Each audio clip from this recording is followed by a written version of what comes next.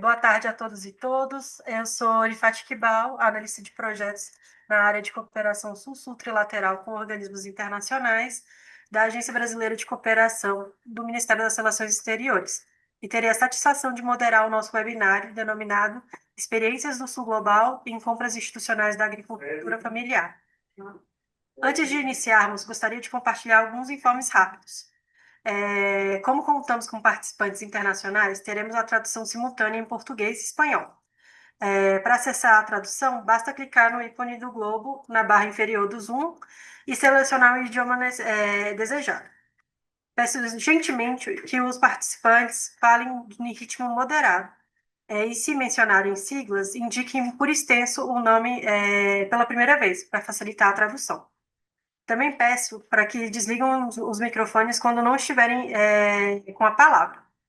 Informo ainda que o webinário será gravado e posteriormente disponibilizado no canal oficial do Centro de Excelência contra a Fome do PMA no YouTube, em português e espanhol, para aqueles que desejarem divulgar ou assistir esse momento em outro período.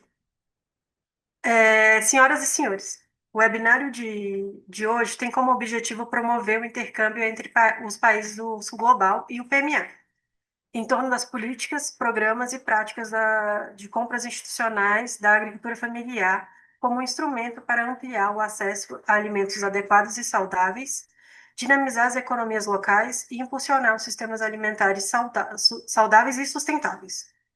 Gostaria de registrar a honra que tenho de abrir esse encontro em nome da Agência Brasileira de Cooperação, a ABC. Este webinário é promovido por meio do Projeto de Cooperação Sul-Sul para o fomento das ações de segurança alimentar e nutricional nos diferentes ambientes alimentares, o Projeto Inovação. Esta é uma iniciativa implementada pela ABC, pelo Ministério do Desenvolvimento, Assistência Social, Família e Combate à Fome do Brasil, e pelo Centro de Excelência contra a Fome do Programa Mundial de Alimentos. Cumprimento essas instituições nas pessoas da senhora Elisângela Sanches e o senhor Daniel Balaban. O projeto reflete o compromisso do Brasil com o fortalecimento das políticas públicas voltadas para a segurança alimentar e nutricional, a construção de sistemas alimentares sustentáveis, saudáveis e resilientes. Trata-se de uma agenda estratégica, especialmente diante dos desafios globais impostos pelas mudanças climáticas, pelas desigualdades sociais e pelas persistentes situações de insegurança alimentar. As compras institucionais da agricultura familiar constituem um instrumento poderoso de transformação, ao mesmo tempo que ampliam o acesso aos alimentos adequados e saudáveis, dinamizam as economias locais, fortalecem a agricultura familiar, promovem a inclusão socioprodutiva e contribuem para a redução da pobreza rural. Nesse sentido, políticas como o Programa de Aquisição de Alimentos demonstram como o Estado pode atuar de forma estruturante na articulação de proteção social com desenvolvimento local. Além disso, as compras institucionais realizadas por diferentes organizações podem ampliar o acesso dos agricultores familiares a novos mercados, fortalecendo os circuitos curtos de comercialização e contribuindo para a melhora da renda do agricultor. Para a ABC, esse encontro representa mais do que um espaço de troca técnica. Ele é uma oportunidade de promover diálogos com os países do Sul Global e o PMA, compartilhando as experiências e boas práticas para fortalecer a segurança alimentar e nutricional na região. Esperamos que esses debates de hoje contribuam para aprimorar as políticas de compras institucionais, inspirar novas soluções e fortalecer os nossos laços em torno de um objetivo comum. Muito obrigada. Dando sequência às falas de abertura, convido a senhora Elisângela Sanches, coordenadora-geral do Departamento de Aquisição e Distribuição de Alimentos Saudáveis do OMDS, para proferir suas palavras. Obrigada, Rifat. Boa tarde a todas, boa tarde a todos. Em nome do Ministério do Desenvolvimento Social e da Secretaria Nacional de Segurança Alimentar e Nutricional, dar as boas-vindas a todos os participantes. Eu farei uma fala logo em seguida, então acho que a abertura aqui vai ser bem breve mesmo, né? Rifat colocou bem a importância dos programas de compras institucionais para a política de segurança alimentar e nutricional do Brasil. É uma política histórica, desde o ano de 2003, quando o Brasil saiu pela primeira vez do mapa da fome, da FAO. As políticas de compras institucionais foram chave. E minha fala, logo em seguida, vai ser um pouco nesse sentido. E a nossa intenção hoje é essa mesmo, é realizar trocas de experiências entre os países aqui presentes, que já temos um histórico de trocas, né? Então, as políticas desenvolvidas no Brasil e nos países da América Latina e Caribe têm uma relação muito forte e se retroalimentam. E esse webinário, eu acho que é mais um momento de conexão para que a gente possa aperfeiçoar essas políticas e fazer com que o poder de compra dos estados incentivem tanto o desenvolvimento da agricultura familiar, tão importante nesses momentos de mudanças climáticas, e de mudanças nos sistemas alimentares globais. Então, a importância da gente fortalecer a agricultura familiar e garantir alimentos saudáveis e sustentáveis, principalmente para aquelas famílias em maior vulnerabilidade. Acredito que vamos ter um momento muito rico de troca de experiências e em seguida a gente vai poder conversar um pouco mais. Então, agradecer de maneira especial à ABC e ao Centro de Excelência contra a Fome, pelo convite dessa atividade conjunta que estamos realizando. E acho que já passo então a palavra para o Daniel, e em seguida poderei fazer a apresentação com um pouco mais de calma. Muito obrigada. Obrigado, Bem, muito Elisângela. Rifat, já que ela já passou, já vou falando, tá? Obrigado. Boa tarde a todas, a todos. Gostaria de dar as boas-vindas a vocês. Quero cumprimentar a Rifat Kibal, que está representando a nossa Agência Brasileira de Cooperação do Ministério das Relações Exteriores e que também modera o nosso encontro. A Elisângela Sanches, que é coordenadora geral de compras institucionais, tão importante da Secretaria Nacional de Segurança Alimentar e Nutricional do MDS, o Ministério do Desenvolvimento, Assistência Social, Família e Combate à Fome. E queria cumprimentar também especialmente a nossa colega Gabriela Medina, do Programa Mundial de Alimentos, lá do Escritório Regional no Panamá, que está se disponibilizando para ficar conosco hoje à tarde e falar um pouquinho sobre o processo que o PMA faz de compras públicas dos pequenos e dos grandes produtores de alimentos.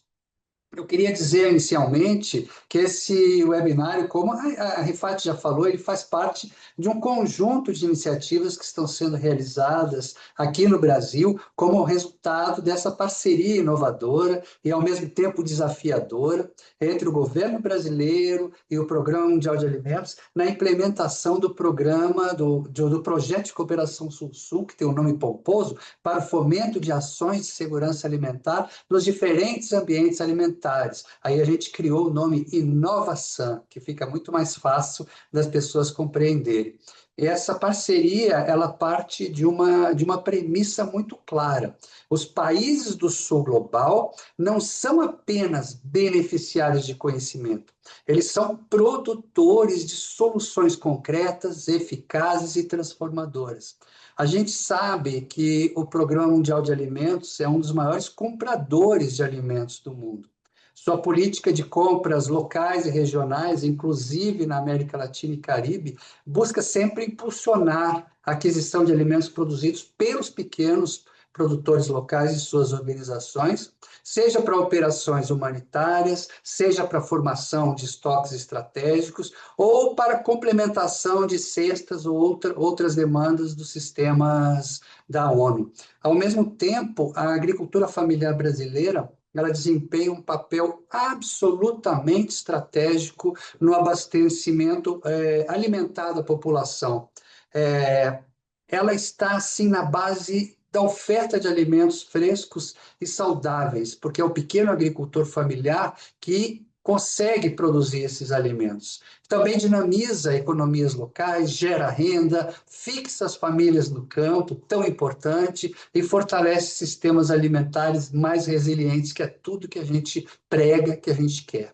E mais do que isso, o Brasil acumulou, na minha opinião, uma experiência concreta no uso das compras institucionais como instrumento estruturante de políticas públicas. E é justamente nessa convergência que se insere esse nosso webinário de hoje. O nosso objetivo hoje é conseguir desenvolver um espaço internacional de diálogo e fortalecimento de capacidades entre os países do Sul Global, em torno de suas experiências e políticas, programas e práticas de compras institucionais da agricultura familiar, tanto em nível nacional quanto em nível internacional. Então, a gente está falando de compras públicas como ferramenta estratégica, ferramenta para ampliar o acesso a alimentos adequados e saudáveis, ferramenta para dinamizar economias locais, ferramenta para impulsionar sistemas alimentares mais sustentáveis, mais inclusivos e mais resilientes. O que a gente quer ao final desse encontro é basicamente atingir três objetivos. O primeiro é a ampliação dos conhecimentos sobre as experiências, né, que a gente tem em mercados institucionais da agricultura familiar. A gente quer também identificar e sistematizar práticas que possam ser adaptadas a diferentes conceitos nacionais e internacionais. E, por fim, mapear parceiros e potenciais ações de cooperação técnica, tendo o Programa Mundial de Alimentos como parceiro estratégico nesse processo. Então, mais do que trocar experiências, a gente quer provocar movimento, a gente precisa transformar esse aprendizado em uma cooperação concreta, a gente precisa transformar boas práticas em políticas que podem ser escaláveis e transformar o diálogo numa ação realmente coordenada. A gente sabe que o mundo enfrenta hoje múltiplas crises, climáticas, econômicas, humanitárias, mas é diante desse cenário que eu acredito que a gente tem que fortalecer a agricultura familiar exatamente por meio das compras institucionais. E isso não é apenas uma boa política social, é uma estratégia de desenvolvimento, é uma estratégia de soberania alimentar, é uma estratégia de estabilidade. É para ontem, não podemos esperar mais. Eu acredito que o Sul Global ainda tem muito a ensinar e muito a construir conjuntamente. Tudo que a gente está fazendo aqui pode ser levado para vários e vários outros países do mundo. Eu desejo que esse seja um espaço vivo de troca, de escuta, de construção, de parcerias duradouras, que a gente possa sair daqui não apenas inspirados, mas comprometidos com próximos passos concretos. Eu agradeço a presença de todos que nos acompanham ao vivo e também aqueles que vão assistir posteriormente em nosso canal, que nós tenhamos um excelente debate, sobretudo que tenhamos resultados concretos. É isso que a gente espera. Muito obrigado e bom trabalho a todas e todos. Muito obrigado, Daniel e Elisângela, pelas suas falas de aberturas, como sempre, né, determinam o norte da nossa cooperação e de como o tema de compras institucionais é um tema relevante para a nossa parceria e para toda a América Latina. Agora nós passamos para a parte técnica do nosso webinar. Iniciaremos com uma visão mais aprofundada sobre compras públicas da agricultura familiar como política de segurança alimentar e nutricional. Convido novamente a senhora Elisângela Sanches para fazer essa apresentação. A senhora tem 15 minutos. Obrigada.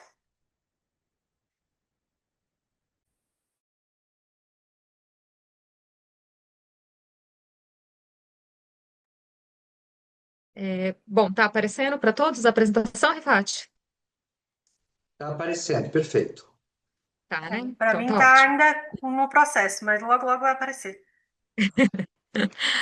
Problemas de Agora sim. conexões. Deixa eu ver Perfeito, se eu tá. consigo passar ela aqui. Tá. Bom, acho que a minha fala vai seguir um pouco o que o Daniel já começou a colocar, né? Porque o porquê do entendimento das compras públicas da agricultura familiar como uma política de segurança alimentar e nutricional. Nos últimos 5 anos, essa questão das compras públicas como uma estratégia finalística e não apenas uma área meio dos governos, acho que vem se tornando cada vez mais forte, né? Então, eu tenho um poder de compra dos estados e esse poder de compra ele deve ser usado para atingir objetivos e não apenas a compra pela compra, né? Que eu acho que era um histórico dos governos. Geralmente as áreas de compras não são áreas ligadas a ações finalísticas e entendem aquele processo burocrático da compra pelo menor preço, É um processo que é histórico em todos os governos, mas nos últimos anos ele vem já sendo substituído pela ideia da compra pública com uma finalidade. E eu acho que isso foi inovador no programa de aquisição de alimentos, porque lá em 2003, quando o programa foi lançado pela primeira vez, ele já trazia isso no seu escopo. Então, como é que eu uso a compra da agricultura familiar, não apenas com o objetivo não é apenas que eu quero ofertar o alimento, né? Então, eu tenho um poder de compra ali do Estado e que ele vai ativar diversas finalidades. Eu acho que eu coloquei a apresentação em português, Rifat, agora que eu vi aqui. Eu ia colocar em espanhol. Peraí, gente, eu vou trocar rapidinho aqui. Eu estava com as duas abertas aqui na tela. Ah, não, tá certo, é porque esse slide não tá traduzido mesmo, desculpem. Isso aqui era uma figura. Mas os próximos vão estar em espanhol. É, então, assim, como é que a gente usa esse poder de compra do Estado para não apenas ampliar os canais de comercialização da agricultura familiar, mas promover alimentos saudáveis, contribuir para políticas de segurança alimentar e nutricional. Então, eu tenho uma ação que é a compra de alimentos pelo Estado, que consegue ativar diversas políticas finalísticas, chegar a públicos específicos que são prioritários para determinados governos, tanto pelo lado da oferta do alimento, né, que são os agricultores familiares, Daniel colocou muito bem, né, é quem produz alimentos, essa acho que é uma realidade do sul global, não apenas do Brasil, né, mas quem produz alimentos são os agricultores familiares, o alimento que é consumido internamente, então, de fato, fortalecer a agricultura familiar é fortalecer a soberania alimentar, mas também com essa mesma política eu consegui garantir alimentos saudáveis para famílias que se encontram em situações de vulnerabilidade, seja advinda de emergências. Então, a gente tem diversas emergências climáticas que afetam as famílias e eu poder ter esse alimento saudável para ofertar nesses momentos, ou famílias em condições estruturais mesmo, por falta de renda, emprego. Então, é uma política que, aliada às políticas de transferência de renda, também ajuda a gente a ter esses alimentos saudáveis circulando em famílias que vivem em locais que podem ser considerados desertos alimentares, né? Que a gente tem uma concentração muito grande de alimentos ultraprocessados e não chega o alimento in natura, que gera toda uma questão aí de sobrepeso, obesidade, não apenas desnutrição, né? Então, uma única política de compras públicas, um único orçamento do governo, a gente consegue tanto fortalecer a agricultura familiar quanto atuar na área de segurança alimentar e nutricional. Então, aqui a gente traz um pouco, né? Acho que foi isso. O programa foi criado lá em 2003. Uma coisa importante da experiência brasileira é que esse programa ele foi construído no âmbito da sociedade civil. Então, a gente tem no Brasil um Conselho Nacional de Segurança Alimentar e Nutricional, que envolve diversas organizações da sociedade civil e do governo. E esse conselho foi um dos órgãos que gestaram essa política de compras da agricultura familiar. Então, foi uma construção social.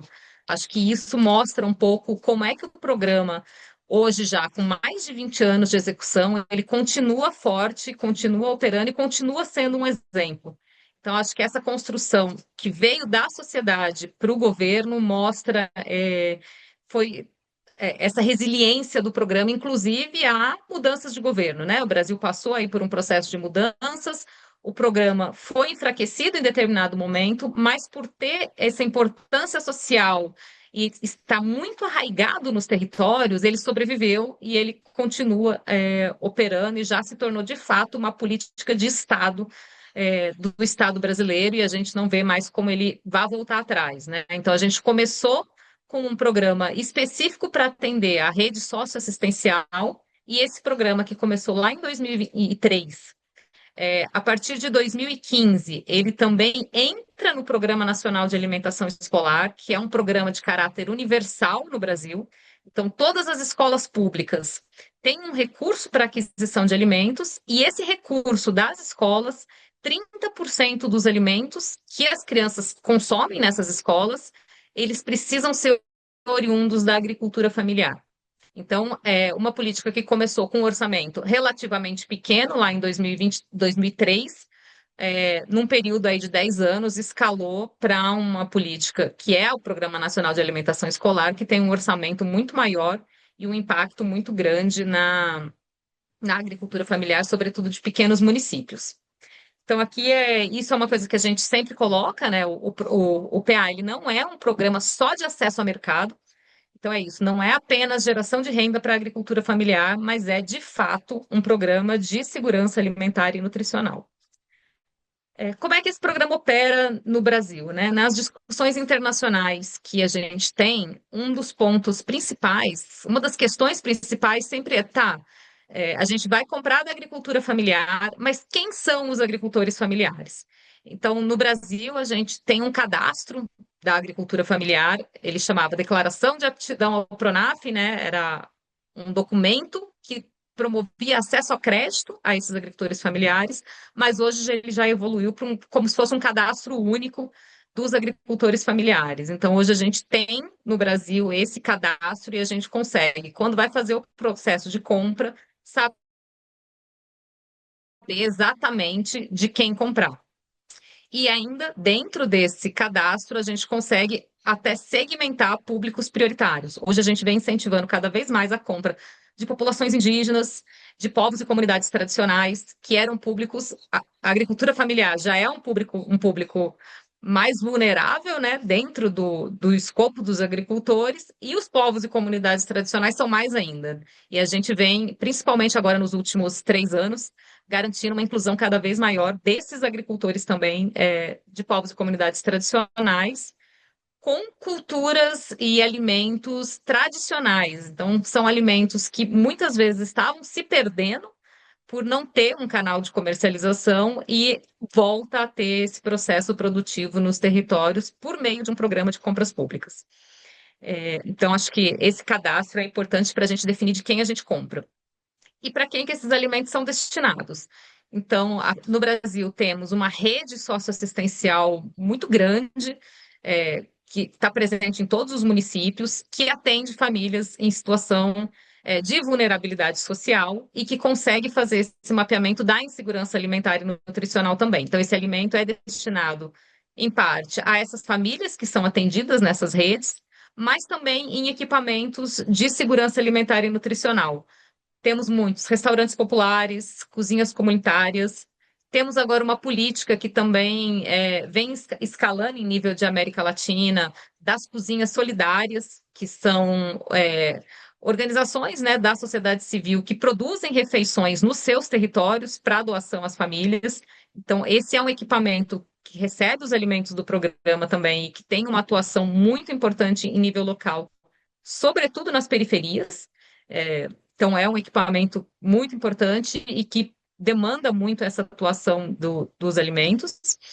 E também atendemos as escolas em complementação ao programa de alimentação escolar, unidades de saúde. Então, esses alimentos eles podem ir a diversas redes públicas que fornecem alimento à população. A aquisição, um ponto importante, que essa aquisição, eu acho que isso é uma realidade, né? No Brasil, a gente chama isso de processo licitatório. Em geral, quando eu compro, faço qualquer compra pública, eu compro pelo menor preço. Então, eu faço um processo lá, quem ofereceu o menor preço, vende. No caso das compras da agricultura familiar, isso não acontece, porque a ideia é, de fato, garantir um preço justo para o produtor. Então, o preço que eu vou pagar por esse alimento, ele já é pré-definido no momento em que eu faço uma chamada pública para aquisição. Então, eu já pré-defino, olha, o preço que vai ser pago é esse, que é um preço justo, que vai remunerar, inclusive, o trabalho daquele agricultor, e os meus critérios de escolha são outros. Então, são prioridades de público. A gente prioriza mulheres. As mulheres hoje são mais de 60% das fornecedoras do programa. Priorizamos povos e comunidades tradicionais. Então, o meu critério de seleção é outro, não é o preço. O preço eu já pré-defini, vai ser um preço justo para o agricultor. Eu não vou fazer os agricultores familiares disputarem entre si quem oferece o menor preço, mas eu vou selecionar de acordo com outros critérios de priorização que sejam mais relevantes para a política em determinado momento. Aqui a gente traz um pouco de informações, né? Por que que o programa ele promove essa inclusão social e produtiva dos agricultores familiares.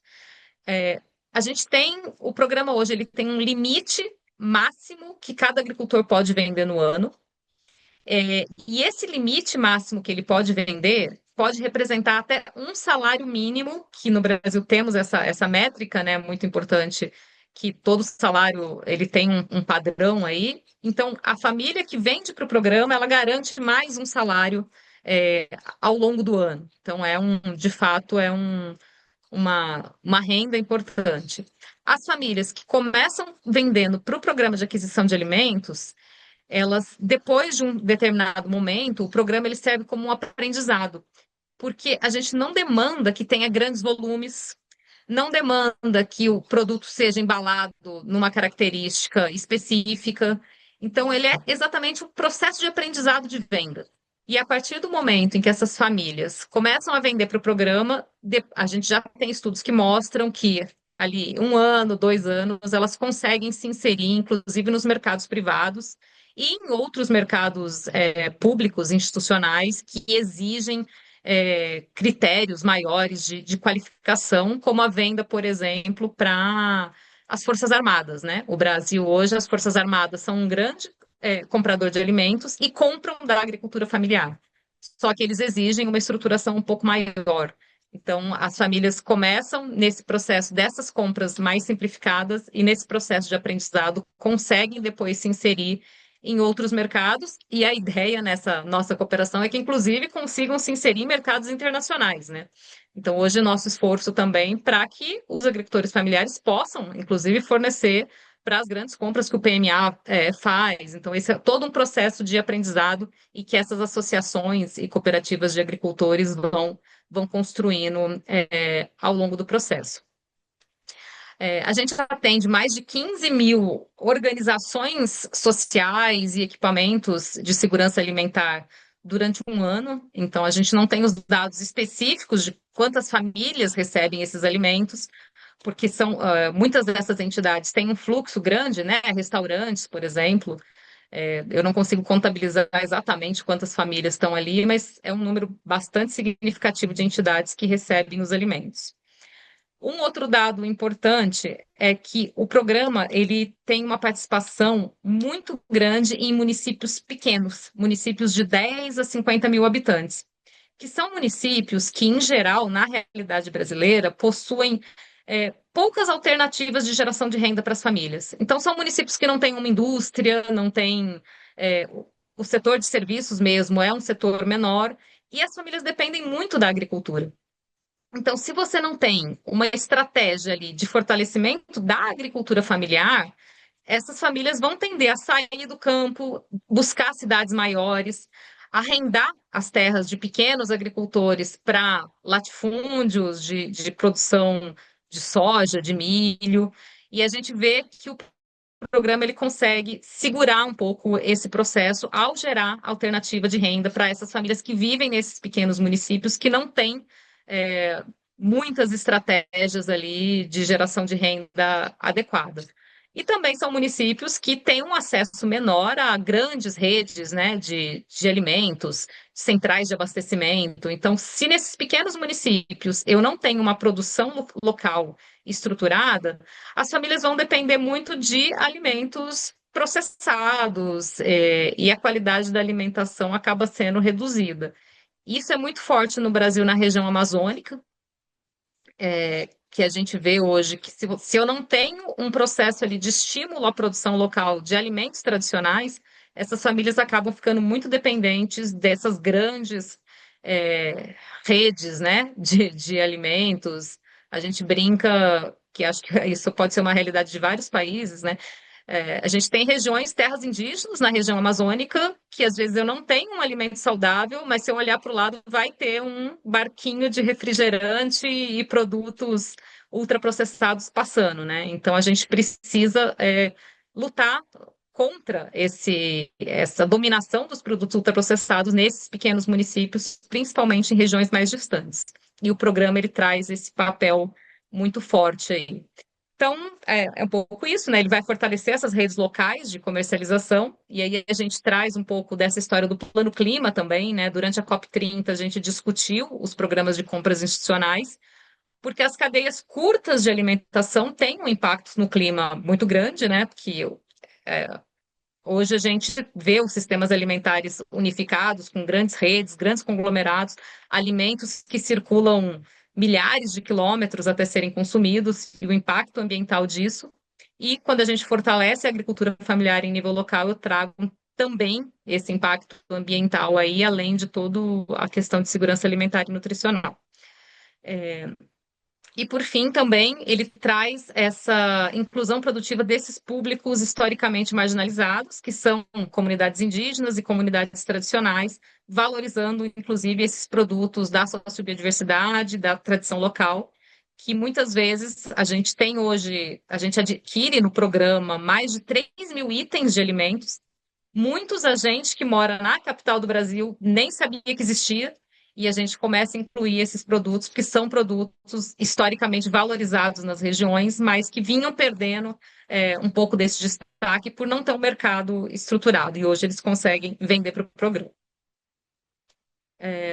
Bom, então aqui acho que a gente já trouxe um pouco isso, né, do programa ser intersetorial, né? Então a gente teve essa construção no âmbito da sociedade civil, e o programa hoje ele é gerido por 3 ministérios. Então hoje a gente tem Ministério da Fazenda, que é o ministério que central no Brasil, né, em questão das políticas públicas de compras e de formação de preços, o Ministério do Desenvolvimento Social e o Ministério do Desenvolvimento Agrário.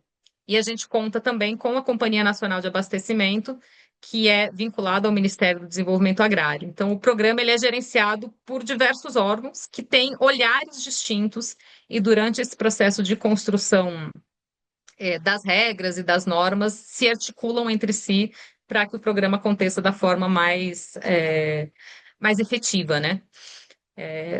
Então, acho que estava aqui, eu já trouxe um pouco nas outras, só trazer um destaque aí para esse último item, que é uma novidade desses programas de compras institucionais, que é a criação de estratégias de resiliência frente a mudanças climáticas. O que aconteceu recentemente? Tivemos 2 situações recentes no Brasil, que eu acho que o mundo acompanhou. A primeira foram as grandes enchentes no estado do Rio Grande do Sul, que refletiu o mundo afora, né? Foram alagamentos impressionantes. E isso acho que está sendo vivenciado principalmente pelos países amazônicos, a grande estiagem que a região amazônica vem enfrentando desde 2023, 2024, e que vem afetando muito transporte, produção de alimentos na região. E a gente conseguiu, nesses últimos anos, fazer com que o programa de aquisição de alimentos também tivesse papel nessas situações. Então, na Amazônia, o programa vem sendo usado para, previamente à diminuição do nível dos rios e a dificuldade logística da região, a gente fazer estoques de alimentos nas próprias comunidades. Então, a gente vem trabalhando com comunidades indígenas e unidades de conservação, para que as famílias que lá vivem possam produzir esses alimentos e fazer uma estocagem mínima para enfrentar os períodos de estiagem. Então, claro, isso demanda diversos outros investimentos em infraestrutura local, mas o programa de aquisição de alimentos já consegue ser um incentivador para que esses estoques possam ser feitos. E no caso do Rio Grande do Sul também, o programa ele foi essencial para garantir a alimentação de voluntários e famílias que atuavam na região na época. Então, é uma outra estratégia aí do programa, que ele também consegue atuar nessas situações emergenciais. Aqui, então, só falar um pouquinho desse efeito multiplicador, né? O Daniel trouxe um pouco isso da importância dos programas, das experiências serem escaláveis, e acho que esse é um exemplo. O programa ele foi criado em âmbito federal, só que esse programa, que era só federal, hoje ele já está em mais de 589 municípios que usam recursos próprios para comprar da agricultura familiar. A alimentação escolar também, o Brasil eu nunca lembro o número, mas o Brasil tem 5.200 municípios, então quase todos já fazem compras da agricultura familiar. E, além disso, a gente conseguiu também, durante as últimas experiências, ter também experiências internacionais, principalmente inspiradas no programa de alimentação escolar, que tem origem no programa de aquisição de alimentos, né? Então, a gente entende que o programa ele tem muito essa característica de ser escalável nacionalmente e internacionalmente, com as suas adequações, né? Cada país vai ter a sua realidade, mas a ideia da compra da agricultura familiar como uma política de segurança alimentar e nutricional, ela tem essa característica de poder ser multiplicável para diversas realidades. Aqui, então, só trazer um pouquinho uma coisa que eu já tinha colocado, né? A participação, ou seja, a gente compra a partir de determinadas prioridades. E as nossas prioridades hoje, quais são? Principalmente mulheres. Então, 60% das fornecedoras do programa são mulheres, e isso traz uma mudança na realidade do campo também bastante expressiva. O cadastro único aqui da primeira, é o cadastro único de programas sociais, que é a base, né, do programa Bolsa Família no Brasil. Então, a gente prioriza também agricultores, que são esses agricultores de mais baixa renda. Programas de assentamento da reforma agrária, e nos últimos anos a gente conseguiu expandir também ali produtores quilombolas e produtores indígenas, com algumas mudanças de legislação que a gente vem fazendo para incentivar a participação desses públicos. Então, a gente consegue trazer esse destaque aí para públicos mais vulneráveis. E aqui, então, só para trazer um pouquinho, esse aqui já é o meu final, a gente tem diversos estudos já no Brasil sobre o Programa de Aquisição de Alimentos e sobre o Programa Nacional de Alimentação Escolar, que mostram esses efeitos. Então, a gente tem aqui um efeito sobre o aumento da renda dos agricultores mais pobres. Então, de fato, isso é verificado em estudos, que o programa ajuda essa ampliação da renda, não apenas pela compra do programa, né? Mas por toda a estruturação que ele promove para que esses agricultores possam acessar outros mercados. A ampliação da diversidade da produção também é um fato. A gente consegue perceber que o programa ele tem um impacto positivo e significativo no índice de diversidade de produtos. E isso é muito importante. A questão da especialização, né? Então, muitas vezes, os agricultores familiares, em várias regiões, eles se especializam em um produto, porque é o produto que eu tenho um intermediário que vai lá comprar, uma grande indústria. Então, ele vai produzir só milho, vai produzir só feijão. E isso não garante segurança alimentar das comunidades ali do entorno. Então, como o programa de aquisição de alimentos adquire toda a diversidade possível que seja produzida na região, isso de fato incentiva. Então, o produtor ele reduz a sua especialização, que isso reduz tanto a dependência de renda, né, de um produto único, mas também a gente vem tendo hoje no Brasil, por exemplo, um problema com a mandioca no estado do Amapá. Então, se o agricultor ele depende exclusivamente daquele produto, isso é um problema para a segurança alimentar local. Mas se ele tem uma outra gama de produção, eu já consigo equilibrar um pouco isso. E o programa também impacta o crescimento do produto interno bruto dos municípios pequenos. Então, de fato, é uma renda que entra naquele município que não tem outras alternativas e que, de fato, promove um desenvolvimento local e regional. Então, a gente tem o IPEA, que eu coloquei aqui, né, o Instituto de Pesquisa Econômica Aplicada, um instituto de pesquisa muito importante no Brasil. Então, esse estudo já foi produzido, publicado, e a gente tem outros estudos também em andamento que demonstram esses resultados. Bom, então era isso. Aqui nesse QR Code ainda está só em português, mas a gente traz um pouco dessas políticas da Secretaria Nacional de Segurança Alimentar e Nutricional, não só o Programa de Aquisição de Alimentos, mas as outras políticas que trabalham em conjunto, né, para que ele possa, tanto do lado da produção quanto do lado do consumo, a gente atinja os objetivos de segurança alimentar e nutricional. Então, acho que é isso, Rifat. Agradecer a pergunta agora ou depois, mas fico aqui à disposição. Contatos aqui da secretaria também. Muito obrigada, Elisângela. A sua apresentação foi muito clara a respeito do programa de aquisição de Gracias, alimentos, Elihan, pela sua que apresentação. Ha sido foi muito. e é uma ferramenta muito importante para o governo brasileiro de combate à fome. Agora eu gostaria de passar a palavra para a senhora Gabriela Medina para compartilhar a experiência do PMA na implementação das compras locais na América Latina. Então, a gente vai sair um pouco da visão do Brasil e passar um pouco para a visão regional. Então, a senhora pode falar, a senhora tem 15 minutos. Muito obrigada.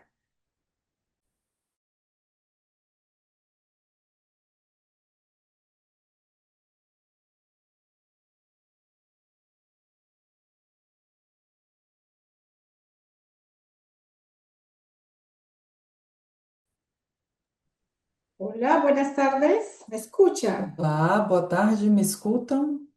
Sim, eu escuto ¿Sí? perfeitamente. ¿Pueden ver mi presentación? Buenas Já tardes. conseguem ver a minha apresentação? Boa tarde, oi. Sim, mas ela não está em modo apresentação. Ahora mismo, vamos a ver. Ahora, Sim, mas não está em modo apresentação. E hola, agora? Agora? Olá, ¿me escuchan? me Só um escutam? momento. Um Está momentico. carregando aqui, para pelo menos para mim Aqui aparece já ficou. ainda. Para mim É? já está. É. Perfeito.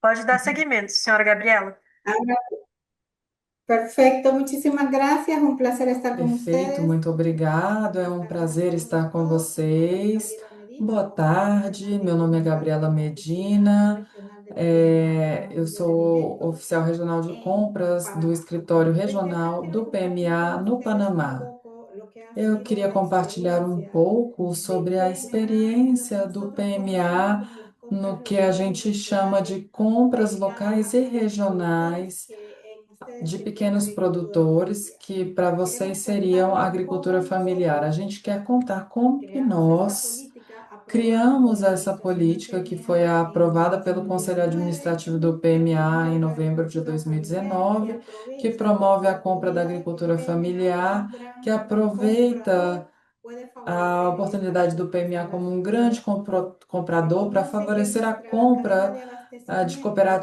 el cooperativas. Ele PMA no puede reconhece que a comprar cadeia de pequeñas abastecimento do cantidades PMA não de pode comprar productores, pequenas sin embargo, quantidades sí de puede muitos hacerlo a través de produtores, mas a gente pode cooperativas. fazer isso através También das para esta política cooperativas. se Para essa desarrollaron política contratos também foram especiales con desenvolvidos condiciones que contratos le permitan al específicos com PMA poder condições que comprar a permitem ao estos PMA pequeños poder productores. comprar Y dos aquí pequenos hago un produtores. paréntesis, mi traducción E es aqui eu vou literal, fazer um tomaré parênteses, a minha literalmente tradução de nuestros pode ter traductores. sido literal, então assim Luego, contarles un eu poco vou contar um de que a pouco pesar de que en la región que existen apesar de na abundantes região recursos agrícolas, existir la región también recursos enfrenta agrícolas abundantes, a região problemas também de seguridad enfrenta alimentaria que se problemas ven muito sérios de agravados segurança por alimentar, las tasas de porque inflación que e que foram impactan, por agravadas supuesto, el pelas poder taxas de adquisitivo de las inflação personas. que Desde aquí impactam a un o impacto poder social sobre aquisitivo ellos, das nosotros pessoas. vimos Então, oportunidades para quando avanzar. a gente Donde viu nessa estamos tres situação, oportunidades oportunidades para claras. avançar. Primero, A gente tem tenemos un três sector oportunidades claras. privado Primeiro, que sólido, temos um setor privado contamos con un sólido sector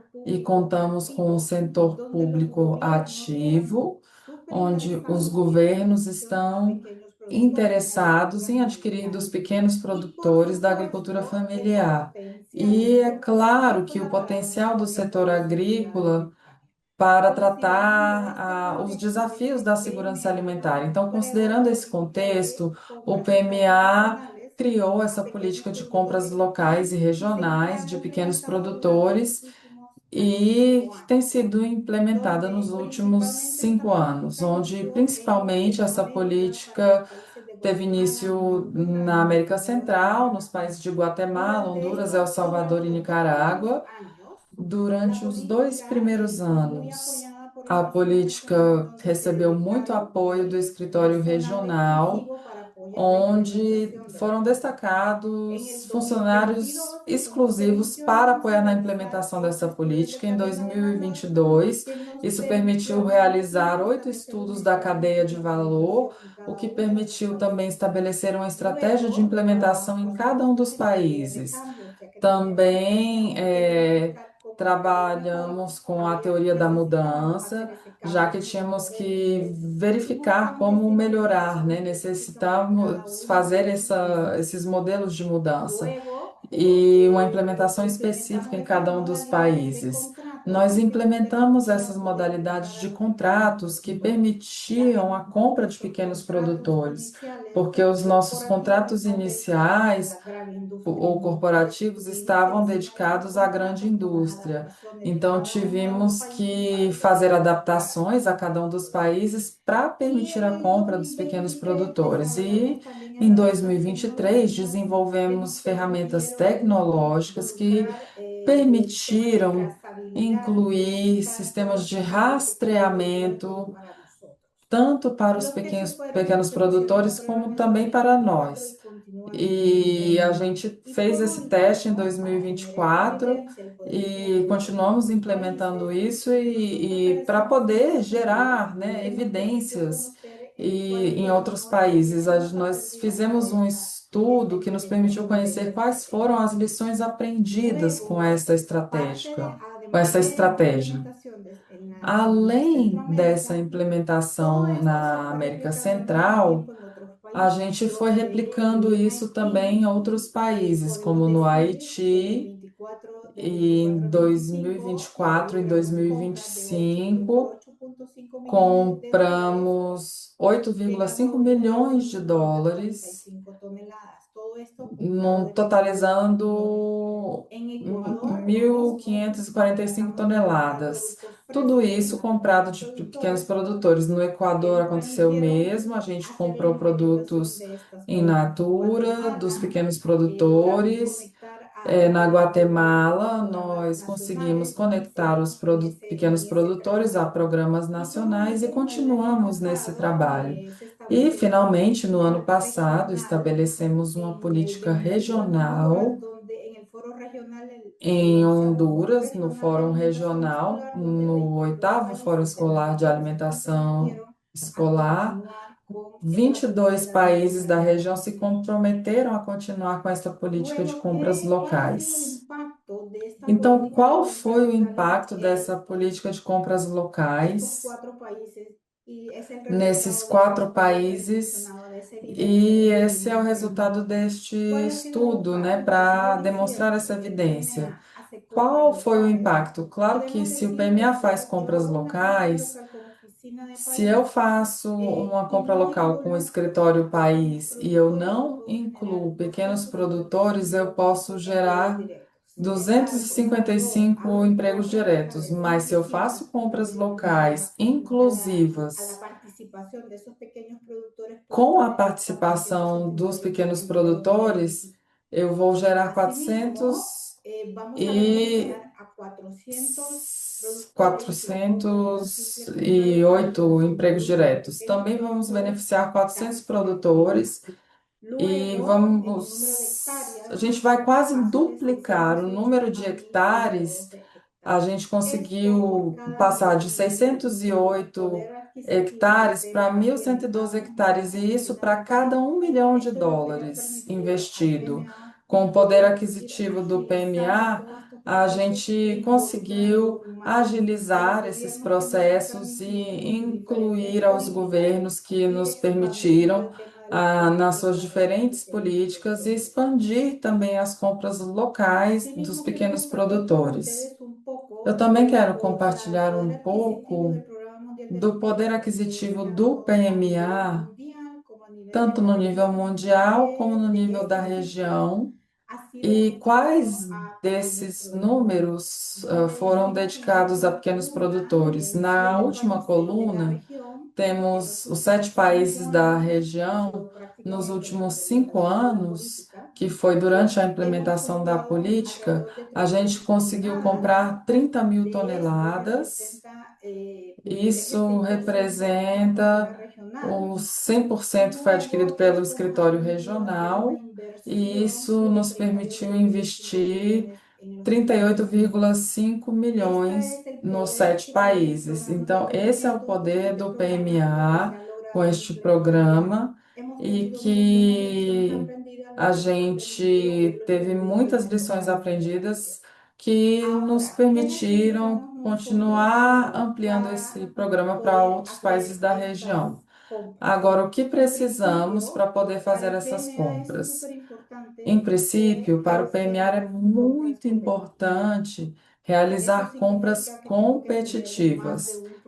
Isso quer dizer que eu preciso ter mais de um fornecedor nas minhas listas curtas. Esses fornecedores, estamos fazendo um trabalho com o Centro de Excelência e temos um consultor exclusivamente para isso, para mapear todas as cooperativas que se qualificam para que a gente possa comprar. Nós temos uma lista de mais ou menos 40 cooperativas que já foram contatadas e que estariam muito dispostas a participar do processo no cadastro, né, de fornecedores do PMA. Também temos uma pessoa que realiza o processo de compra e não pode aprovar nos diferentes comitês, então a gente tem que fazer um processo transparente que garanta aos governos ética e responsabilidade. Então, nossos processos de compra nós vamos aplicando em cada um dos lugares que o PMA atua. Também falamos da paridade da importação, que não permite comparar os preços de um pequeno produtor comparado com os preços que eu posso obter dentro do mesmo país de uma indústria, de uma fábrica ou de fora da região. E isso permite que a gente compare os preços para saber se estamos sendo competitivos. Então, sempre tem um espaço para negociar com os pequenos produtores, porque nós sabemos que tem um valor agregado que eles nos dão e que nós, para trabalhar com eles, temos que dar esse preço justo. Esse preço que nós buscamos é desde a produção até que chegue ao armazém do PMA. Esse é o preço, incluímos os gastos de produção, a logística, o transporte, a qualidade fitossanitária e buscamos comparar esses preços com os mercados locais, com o mercado regional, com o mercado internacional, porque a gente tem que prestar conta aos nossos doadores e temos que fazer isso de forma eficiente, com os custos, e também para fazer o pagamento para os pequenos produtores. Então, a gente busca essa paridade de importação, fazendo um comparativo de preços para pagar um preço justo aos pequenos produtores. E por último, mencionar que esses seriam os requisitos básicos que necessitamos de cada um dos pequenos produtores. É uma solicitação, porque ele precisa organizar e se registrar dentro do PMA. Nós já falamos com os colegas do Centro de Excelência se eles podem ver e entrar em contato direto. Por último, mencionar que eu acho negativo, tá dando interferência no som. Tem um outro microfone ligado. Elisângela, você pode desligar o seu microfone, por gentileza? Obrigada. Luego, para Pode dar finalizar, seguimento, Gabriel. gracias. Para finalizar, les diría Então, que para finalizar, eu diria que as compras dos pequenos produtores têm um impacto econômico e social muito amplo. Através dessas compras, nós fortalecemos o sistema de produção local, a melhorar a renda, o emprego e as capacidades dos produtores. Isso já foi mencionado por outros dois palestrantes. Também temos um benefício na cadeia de suprimentos, né? Onde reduzimos a dependência de importações e criamos uma qualidade do fornecimento nacional, que vai ser mais resiliente e eficiente. Isso impacta também no meio ambiente, né? Com esse tema de sustentabilidade e impacto no meio ambiente. E também, como temos oportunidades para melhorias, tem o tema da inclusão dos pequenos agricultores. Porque não vai criar, isso vai criar uma oportunidade estratégica quando vamos melhorar a inclusão dos pequenos produtores, porque vai permitir ao PMA ampliar a sua base de fornecedores, diversificar e entender essa competitividade que o PMA sempre busca, e vamos também fortalecer esses pequenos produtores, essa agricultura familiar, para poder ter mais acesso a este mercado. Então, vamos criar uma agricultura familiar eficiente e competitiva. E vamos desenvolver esse tema das políticas públicas, o que queremos como PMA junto aos governos locais. Então, da minha parte, eu termino aqui minha apresentação e fico à disposição para qualquer consulta eventual. Perfeito. Muito obrigada, Gabriela Medina. A sua apresentação mostrou como o Hum. PMA pode ser um grande comprador da agricultura familiar nos países que ele atua. Então, eu agradeço bastante a sua apresentação.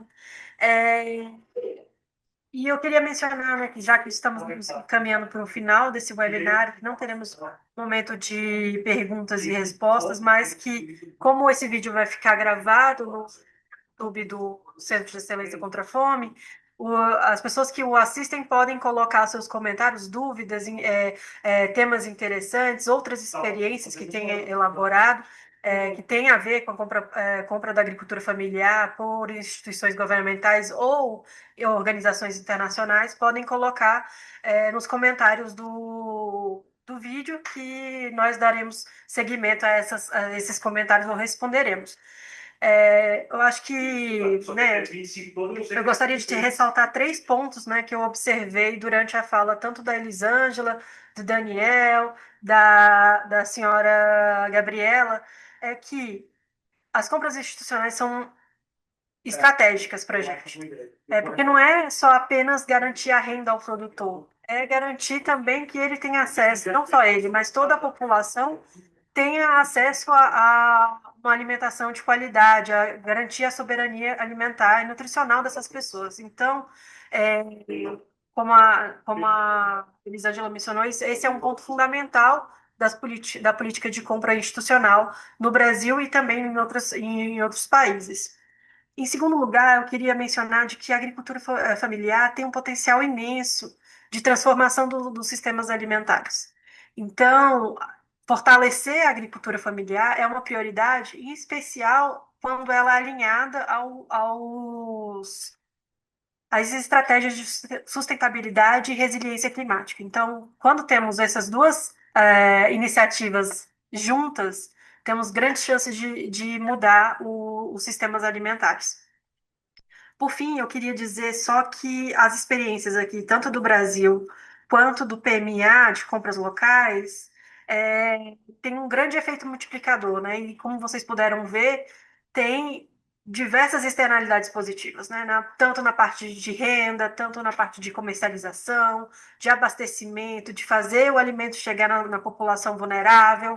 É, então, tem diversas externalidades positivas desse tipo de compra é, institucional. Então, e que essas experiências que foram apresentadas aqui são passíveis de escalonamento, que pode ser tanto no Brasil, em outros países, ou até mesmo dentro do PMA, para comprar ainda mais de produtores locais e agricultores familiares. Então, por fim, eu gostaria de agradecer imensamente a participação de vocês nesse seminário. É, é o primeiro de uma sequência que vamos ter, de iniciativas que vamos ter ao longo do projeto. Esse é o primeiro do nosso webinário voltado para a compra da agricultura familiar. Nós teremos uma missão, teremos um outro webinário futuramente, então eu gostaria de agradecer a participação de todas e todos. Ressaltar novamente que esse vídeo será gravado e teremos também que vocês possam divulgar esse vídeo para que essa informação chegue a mais pessoas que tenham interesse nesse tema. Por fim, eu acho que era isso, e agradecer para que a gente siga juntos nas políticas que podem transformar vidas aqui, tanto no Brasil como na região. Muito obrigada, até o próximo encontro.